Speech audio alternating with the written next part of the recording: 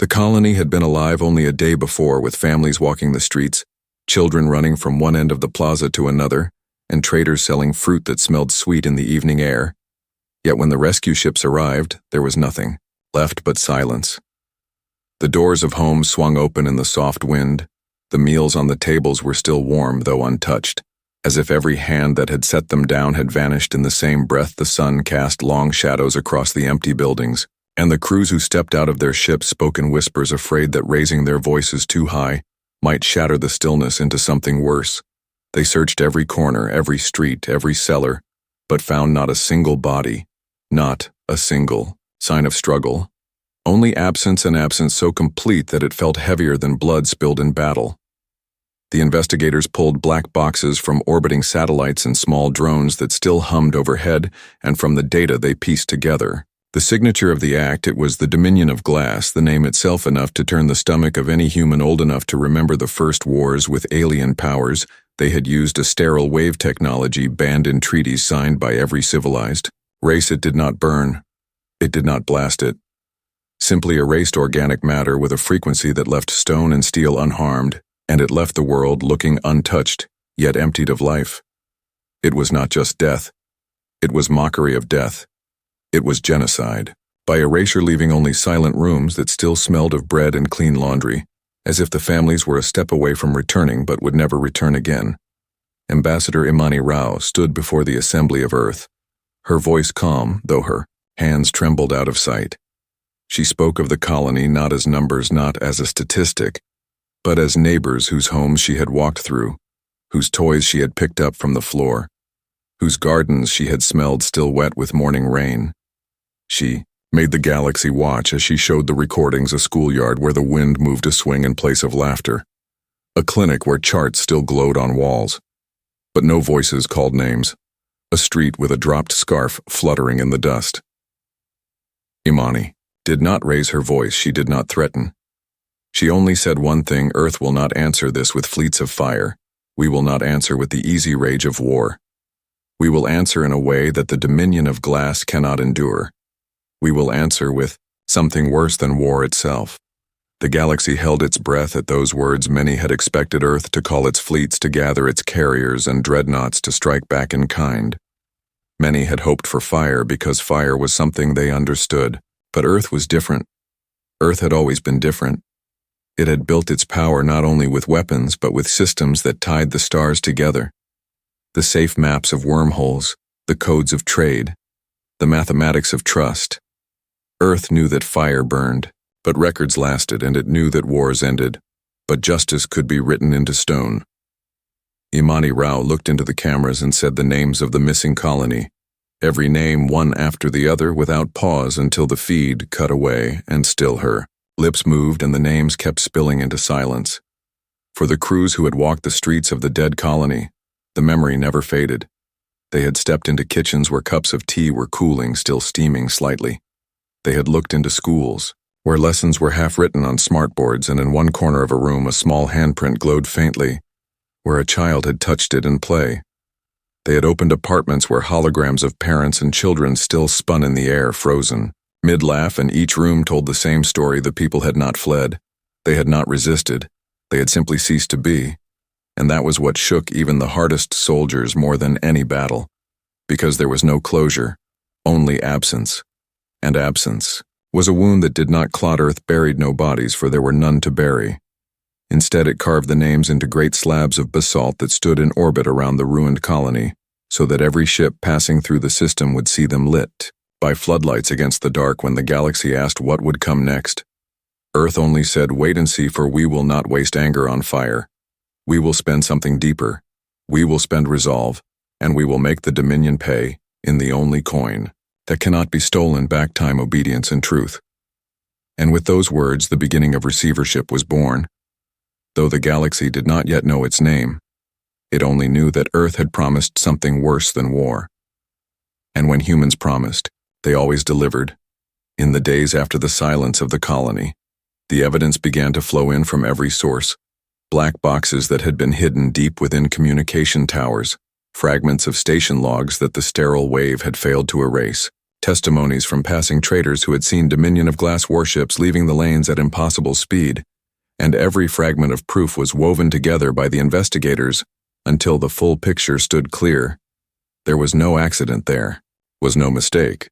It was a deliberate act of extermination ordered and executed with cold precision, the kind of crime that demanded not only outrage, but a response that could not be misunderstood. And so, in the great chambers of the Earth Assembly, leaders and thinkers and veterans gathered to decide what must be done. The first voices to speak were those of anger. They called for vengeance. They called for fleets. They called for fire to fall upon Dominion worlds, so that their people would know the same grief that now haunted the empty colony. They argued that fear was the only language the Dominion understood, that the only way to stop monsters was to make them bleed. Yet as the assembly listened, the anger began to cool into something sharper, because Earth had learned across centuries of struggle that wars were simple but peace was hard. Fire could destroy bodies, but it never killed lies, and it never killed the stories that enemies told themselves to excuse their crimes. If Earth answered genocide with more war, then the Dominion would use that fire as fuel to tell their people that they were the victims of human cruelty, and in another century, the same crimes would be repeated by another hand. So the assembly turned to the older voices, the ones who remembered tools, more subtle and more patient tools, that did not simply punish but reshaped the ground beneath a tyrant's feet. These were engineers who understood systems and jurists who understood law and veterans, who had lived long enough to know that revenge was sweet in the mouth, but bitter in the years that followed. And what they proposed was something old in name, but new in scale. A measure once used on corrupt banks or failed cities now prepared for an empire that had crossed the final line. They called it receivership. A word that sounded harmless to those who did not know its meaning, but to those who understood it was worse than death for a regime because it stripped away every lie and forced the guilty to live in the truth they had hidden. Receivership meant that the Dominion would be treated not as a sovereign state, but as a failed enterprise. It would lose control of its command keys. Its armies would no longer obey the old codes because the networks that carried those codes would refuse them. Its currency would stop moving because the ledgers that confirmed value would mark the accounts as frozen. Its fleets would find themselves unable to dock in neutral ports because Earth controlled the trust systems of the wormholes, and without those clearances, a ship was only an expensive coffin drifting in dark space. And above all, receivership would place the entire Dominion under guardianship. Every document, every secret, every order made public in files that could be read by any citizen of the galaxy. There would be no hidden room left for excuses, no shadow left to hide intention. The vote was not easy, because there were those who still believed only fire could satisfy the dead. There were those who feared the scale of what Earth planned because no one had ever placed a whole empire in receivership. But the faces of the vanished colony were still fresh in every mind, and Imani Rao's voice still echoed through the halls, reminding them that justice was not about rage, it was about memory, and it was about shaping the years to come. So when the final roll was called, the assembly stood in near silence and voted yes, one by one, until the chamber glowed with the tally that declared the will of humanity, not for war, not for vengeance, but for something worse than both, for receivership. When the vote ended, the plan began to move with a speed that startled even the allies who had expected Earth to hesitate. Engineers began rewriting the codes that bound ships to trade routes. Auditors prepared the notices that would lock Dominion wealth into sealed vaults.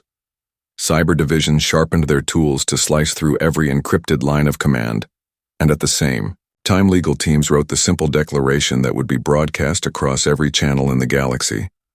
The Dominion of Glass is in receivership for acts of genocide. Comply or be treated as part of the crime. And that declaration would be the sword that struck without spilling blood, because it would cut the Dominion not at its skin, but at its soul. The decision spread like fire through whisper networks and embassies across the stars. Many powers shook their heads in disbelief, because they thought Earth too bold.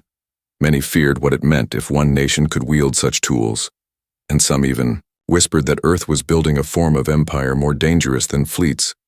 But those who had seen the silence of the colony, those who had walked through the streets where meals still cooled untouched, they understood why Earth had chosen this Path it was not for conquest, it was not for pride. It was because nothing less would ever stop a hand that erased lives without remorse. The promise had been made that Earth would answer genocide with something worse than war, and now the promise had shape. Receivership had begun, at dawn on Earth. When the light of the sun touched the oceans and spread across the cities, the message was sent through every channel that reached the stars. The Dominion of Glass was no longer recognized there. Command codes were revoked, their trade licenses void, their state name cut from every record that gave ships the right to dock or currencies. The right to move. The declaration of receivership spread faster than any fleet could travel because it moved through the networks of trust that humanity had built across centuries, and the impact was immediate and merciless. Dominion ships already in transit found that their jump charts no longer cleared them for safe passage, their signatures rejected, at wormhole gates as if they were ghosts. Dominion freighters carrying food and resources to distant outposts arrived at ports, only to find the gates sealed and the docking authorities turning their backs, because to touch a Dominion vessel now meant sharing their punishment. Across the galaxy, screens in markets and stations lit with a single sentence, written in every major language and spoken by a calm human voice. The Dominion of Glass is in receivership for acts of genocide. Comply or be treated as part of the crime. It was a sentence without fire and without rage, but it was heavier than a fleet of dreadnoughts because it meant that every bank, every port, every neutral market would lose everything if they dared to resist it. Meant that the power of Earth rested not in weapons but in the ledgers and maps that all trusted more than kings or armies. The Dominion had always mocked humans for being traders and builders, for putting faith in contracts and signatures instead of thrones, yet now that very faith became the noose tightening around their necks. The leaders of the Dominion raged inside their halls. They shouted at one another in chambers that now recorded every word and uploaded it to the receivership file. For the galaxy to hear, they accused their own admirals of betrayal. They accused their neighbors of weakness. They demanded their fleets to attack. Yet the fleets could not obey. Their codes no longer functioned. Their encrypted signals returned only. With blank refusal, their officers stood in silence, knowing that if they fired on Earth's forces, their ships would never resupply. Their wages would never clear their families back home, would never receive payment. And so the Dominion's proud armada, which once terrorized small colonies, now hung useless in orbit like rusting monuments to arrogance. On trading worlds where Dominion merchants once strode with pride, their currency accounts were frozen. The ledgers declared them null, and their credits no longer bought a single grain of food. They begged allies for aid. But allies turned cold because the receivership warning was clear. Any who touched the Dominion's wealth would be treated as guilty, and no empire wished to be chained to genocide. Merchants who once laughed at human morality now found themselves homeless in markets that they had ruled, and the quiet fury of hunger began to rise among their own people back home, who had been told their leaders were strong but now watched as food ran scarce while their rulers screamed into powerless channels. What shocked the galaxy most was not the collapse of systems but the calmness of it all. There were no human fleets burning cities, no orbital strikes lighting the night sky. There was only the sound of networks closing gates, refusing access ledgers, writing the word frozen again and again, and the silence of Dominion leaders discovering that their power had been a mask woven from trust that Earth now tore away. And in that silence, many began to whisper that perhaps this was indeed worse than war, because war left ruins that could be rebuilt, while receivership left a cage that stretched across the stars with no lock to break and no victory to claim. Only the long, slow death of lies. The ordinary citizens of the Dominion felt the change most sharply. They woke one morning to find their wages locked, their trade permits gone, their children unable to enroll in schools outside their borders because the networks had marked them as untrusted. They asked their governors why, but the governors could give no answer, except fury and blame that rang hollow when every screen showed the receivership declaration and the images of the colony that had been erased, entire families taken from existence with a wave of sterile fire, and no citizen could deny the proof when it was displayed across every public square. The lies had no shelter because Earth had made truth impossible to bury, and so without firing a single weapon, Earth cut the Dominion off from the very fabric of civilization, their name erased from maps, their credits erased from ledgers, their commands erased from fleets, And in that silence, the galaxy saw the weight of the promise. Made by Imani Rao for Earth had said it would not answer genocide with war. And it had spoken true. It had answered with something worse. And the first breath of that answer now hung heavy across every star system where the Dominion once boasted of power. The next phase of the answer did not come with fleets or soldiers. It came with the witness net, a stream built by human engineers that carried truth into every corner of the galaxy, without gatekeepers, without delay, and without the chance for lies to twist it. The witness net opened with the simplest images. First, the colony as it had been before, laughter of children running across a square, voices of parents calling them back, meals being shared under the evening sun, and then the same colony after the sterile wave, silent rooms, tables still set a swing moving in the wind without a child to ride it. And that contrast struck deeper than any weapon, because it forced every viewer to see not abstract numbers but the shape of lives that had been erased. It made the crime personal, and no propaganda could undo the image once it had burned into the heart. From there, the witness net grew. It did not show only this one colony, but others that had suffered under the dominion, of glass voices from survivors who had hidden away stories of raids once dismissed as rumor, now confirmed by records, faces of the broken telling their tale in open light. And for the first time, the galaxy could see a line of cruelty stretching back decades, cruelty that had been ignored because the victims were weak or small or unimportant to the great powers that pretended to keep order. Now those same powers had to watch and listen, for the witness net could not be silenced. Dominion channels tried to jam it. They tried to block the signal, yet every time a stream was broken, it appeared again, rerouted through old beacon buoys, even through forgotten museum ships that humans had reactivated for the purpose Earth had made truth, a weapon that could not be killed. The effect was swift and unstoppable on neutral worlds. Protests rose against Dominion embassies. Crowds gathered outside their compounds carrying screens that replayed the vanished colony again and again, shouting questions that no ambassador could answer. Even inside Dominion space, unrest began to spark. Ordinary citizens who had once believed the lies about human aggression now saw their own leaders exposed in recordings that showed orders being given. In cold voices, promises of profit made on the bones of innocents. Mothers wept, fathers raged, students filled their streets. And though Dominion soldiers tried to hold them back, even they began to falter, because the truth they had been told to deny was now before their eyes. On the ground, Earth did send forces, but they were not the kind the Dominion expected. They were not bombers or armored divisions, but teams of Marines carrying lists of names, clinics to build archives to protect, and children to safeguard. They entered worlds that had been used as training grounds for conquest, and instead of raising banners, they raised shelters. Instead of burning, they built. They recorded every document they found, every order, every lie, and they sent it to the witness net so that the galaxy could see it all. There was no dark corner left for the Dominion to hide its secrets, because every corner was lit by the steady gaze of the stream. What made this phase of the answer worse than war was that it stripped away the shield of ignorance. War allows the guilty to cry out that they were misunderstood, that they were forced into battle, but the witness net gave them no such shield. Every citizen could see what had been done, and every attempt at denial was met with a simple replay of the truth. And in time, even the allies who had once tolerated the Dominion for trade began to turn away, not because of fear of human fleets, but because the sight of genocide, shown unfiltered, made any partnership a stain no one wanted to bear. The Dominion raged and tried to silence their people by cutting power to public squares and censoring channels. But Earth anticipated that 2 portable projectors dropped from orbit by small drones replayed the streams in plazas, even when official screens went black. Recordings carried on handheld devices spread across neighborhoods. The truth multiplied like seeds carried by the wind, and the more the Dominion tried to crush it, the stronger it grew, until the very attempt at silence became proof of guilt, and the citizens knew it. The galaxy had never seen such a weapon before, a weapon that did not destroy cities or fleets but destroyed the lies that held those fleets together. It turned fear against the rulers who had once used it.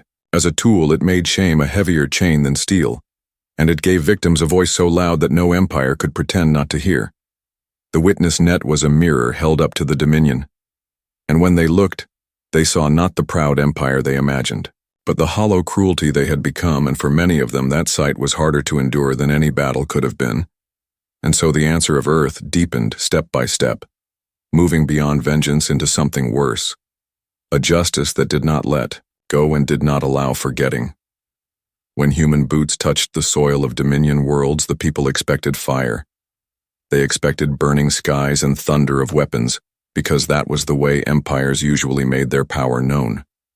But what they saw, instead, was something stranger, and in many ways heavier, because the humans arrived not only with soldiers, but with doctors and engineers, with auditors and teachers.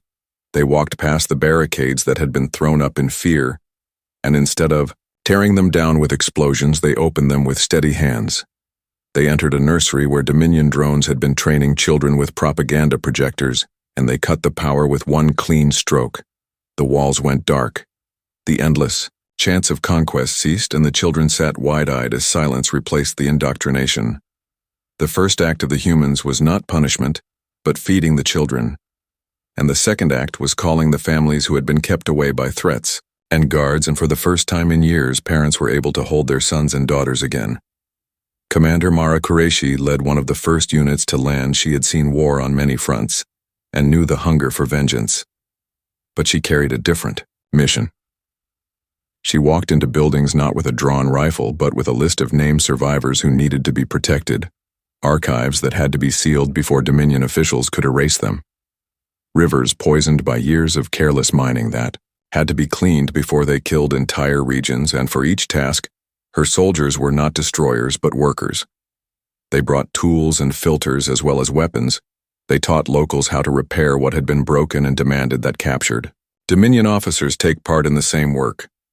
One of these officers, once proud in his armor, now knelt at the bank of a ruined river, with a shovel in his hand, digging soil to hold the filters in place. He expected at any moment to be executed, yet when none came, he broke into tears because the shame of being forced to repair what he had destroyed cut deeper than the fear of dying.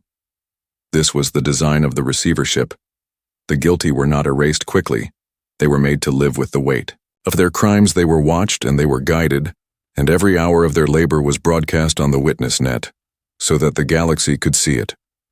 No citizen of the Dominion could claim ignorance when they saw their own leaders now working to mend the wounds they had inflicted, when they saw soldiers who once carried out orders of cruelty, now carrying buckets of clean water to villages they had starved before. And though resistance still burned in some corners, the pattern was always the same. They were detained, their words recorded, their crimes listed, and instead of being cut down, they were placed into the same lines of labor. And soon they too became unwilling hands in the long rebuilding. The children who had once been drilled to hate humans stared as the same humans handed them food and medicine and toys. The shock in their faces said more than any speech, because it showed how deeply the lies had gone and how easily they began to break when truth arrived, not as a sword, but as an open hand. In time, those same children began to laugh again, to play in streets that had once been parades for soldiers, now turned into playgrounds. The witness net carried those sounds across the galaxy, showing that justice did not mean death. It meant life returned where death had reigned. There were still those in the Dominion who resisted, who raised weapons against the human forces, and their resistance was met with firmness but not cruelty when captured. They were not lined against walls. They were given the same chance to work, to face their shame, and the sight of their defiance melting into exhaustion in the repair lines only strengthened the message Earth was sending to every star. War kills swiftly, but receivership kills. The lie that war is glory. It makes tyrants live long enough to see the empire they built reduced to labor for the people they once despised. Mara Qureshi's reports became part of the witness net, and her calm words carried weight. She did not boast of victories. She spoke of rivers cleaned, of children reunited, of archives saved, and her voice was echoed by others across dozens of worlds. The narrative of the Dominion cracked under the weight of these simple stories, because no one could claim that humanity was there to conquer when the evidence showed them there to repair. Yet the punishment was clear. It was not mercy. It was discipline. It was the demand that the guilty face what they had done and undo what they could. And that demand was relentless and unending. So the boots on the ground were not instruments of destruction, but instruments of work. And in that work, the galaxy saw the deeper meaning of Earth's promise for this was not a war that ended in fire and ruins. It was a receivership that turned proud conquerors into weary laborers, and that slow remaking of the Dominion was far worse than death for those who had once lived on power alone, and now lived on the weight of their own shame. As the receivership deepened, across Dominion worlds the galaxy began to notice a pattern that made old empires shiver, for the humans did not act with haste nor with spectacle. They acted with precision and patience, each day marked by new systems being catalogued, new crimes recorded, and new regions of the Dominion brought under the careful gaze of the witness net. It was not an army that conquered, but a network that enslaved the lies and protected the truth. And the most terrifying part for the Dominion was that there was no end to it, because humanity moved through centuries of records, through hidden files, and through generations of testimony. And wherever they went, the guilty were forced to see themselves in the mirror of truth. Even the most confident officers, who had once laughed at humans, found themselves breaking down under the endless exposure to what they had done. They were required to write confessions, to verify records, to repair the damage of poisoned rivers, demolished schools, and erased archives, and each document they signed was added to the net, so that the galaxy could see that denial was impossible, and silence was impossible. And those who thought that fleeing would save them soon found that human networks stretched to every hidden port, every shadowed planet, and every forgotten station. Their ships were intercepted not with weapons but with instructions, their funds frozen, their routes closed, and they realized that their pride had been the only thing protecting them from the consequences. Now even pride could not shield them. The cities of the Dominion that had once boasted grand statues and shining towers now saw humans walking through their streets, carrying not rifles, but lists of repairs to make bridges safe, again to purify air systems, to plant trees that had been burned away, to rebuild hospitals that had been demolished. And everywhere that humans went, they taught those who had once served tyranny how to restore what had been destroyed, how to care for lives they had treated as expendable, and the effect was crushing, because to be forced to rebuild what one had destroyed with no possibility of hiding, the failure was a punishment deeper than the severest strike of war. It was a punishment that took years and years, and each hour was recorded for the galaxy to see, and no ally dared to interfere. For to touch the guilty meant to share the weight of their shame. In the halls of the Dominion, leadership rage became an endless echo. The admirals argued, and the governors shouted, and the generals tried to marshal troops, but every command was met with refusal.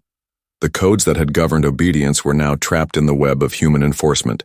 Signatures rejected communications, ignored, and the realization sank slowly that every tool of authority they had relied on was gone, and every empire they had bullied now turned away, because the witness net had made every act of cruelty visible, and the very citizens of the Dominion began to whisper and riot, because they could see the crimes their rulers had committed, and even the bravest soldiers began to question orders when they knew the world was watching.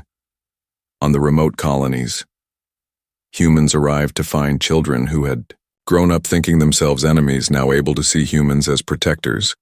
They taught them science and art and medicine. They gave them tools to repair their homes, and the first hesitant steps of reconciliation were underway. Yet even in these acts of care there was discipline.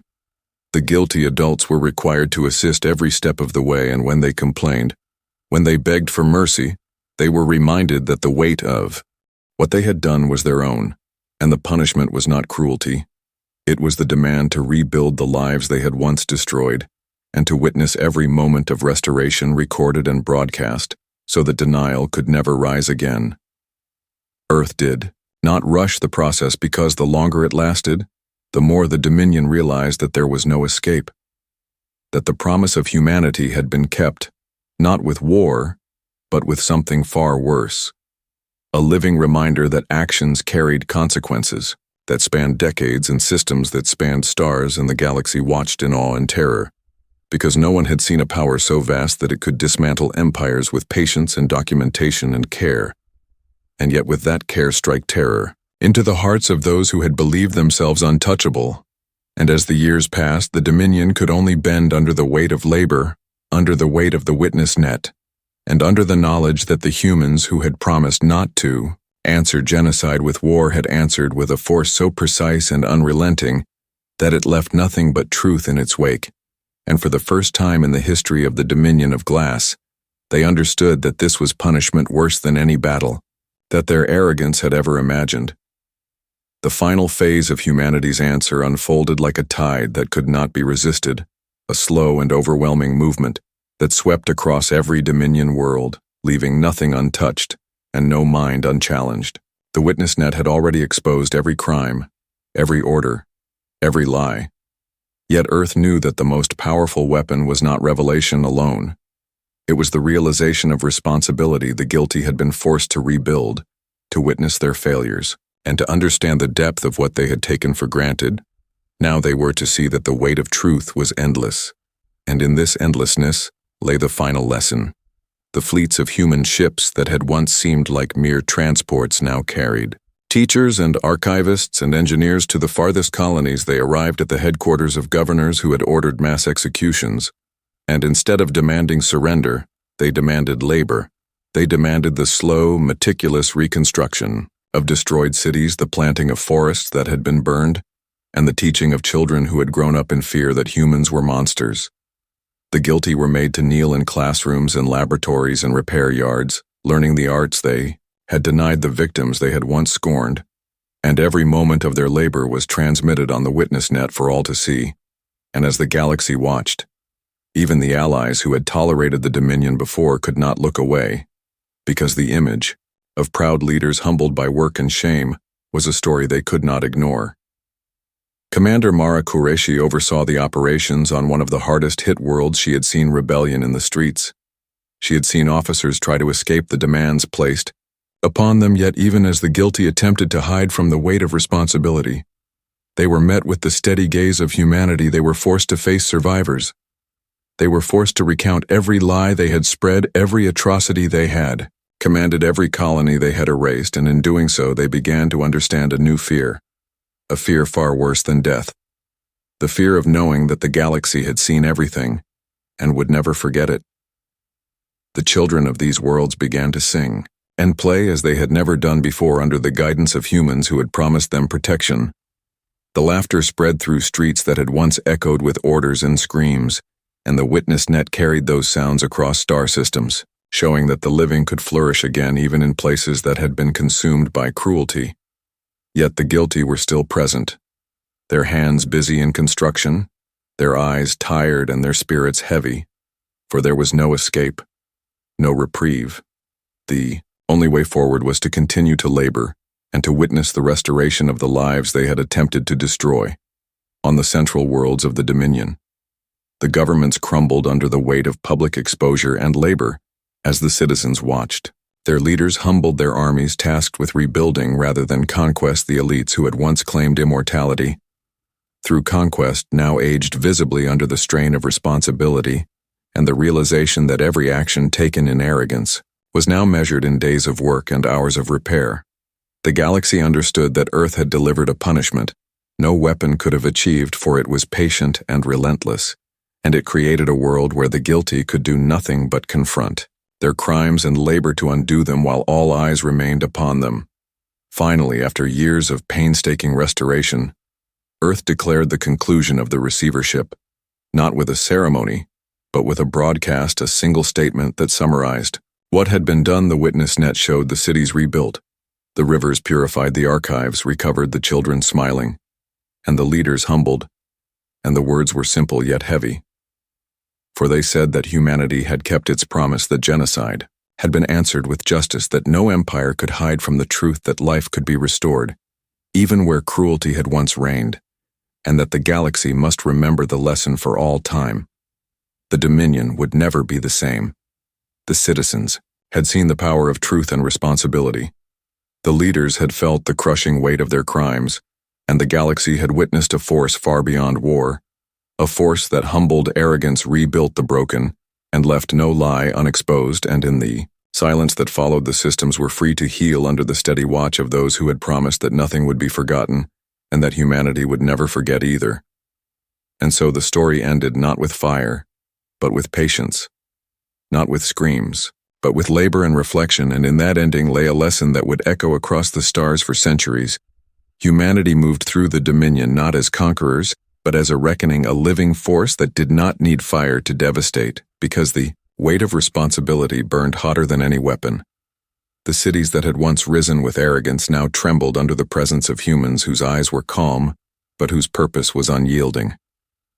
They walked the streets teaching the innocent, while the guilty labored rebuilding what they had destroyed, and every breath they took reminded them that history was watching every child they saved, whispered that vengeance was not always death, and every building they repaired hammered into their souls the inescapable truth of what they had done. The rivers they purified flowed with a silence that carried a warning that no empire could erase the faces of the victims would not be forgotten, and the guilty could not hide from the mirror, held before them by humanity's patient hands.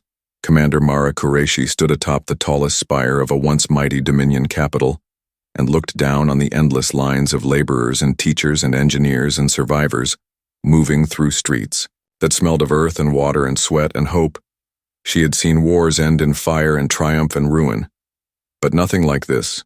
She had seen officers who had once smiled at massacre, now shoveling soil and planting trees and repairing aqueducts. With trembling hands they had learned that arrogance and cruelty could not outrun time or truth, and as they worked the children laughed and ran past them unafraid for the first time in generations, and every step of progress was recorded in the witness net so that the galaxy would see that justice could be patient and relentless and infinitely more terrifying than weapons of mass destruction.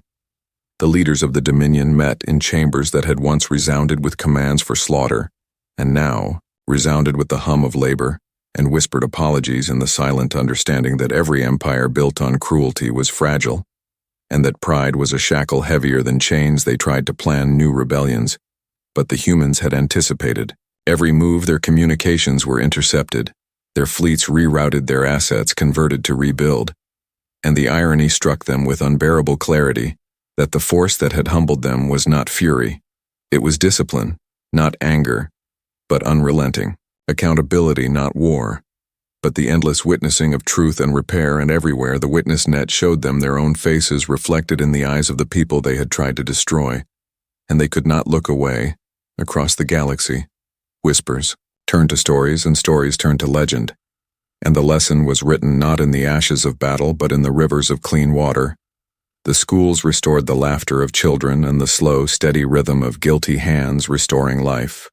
They had once taken the stars, understood that war was easy and short, but patience was eternal, and that Earth had answered genocide with something that endured beyond death and punishment, beyond fire, a reckoning that was meticulous, unyielding, and complete. And as humans departed from each world, leaving behind repaired cities, flourishing children, and a humbled empire, the echo of that reckoning settled into the bones of the Dominion, never to be forgotten, and the galaxy knew that humanity had delivered a justice unlike any other. The end.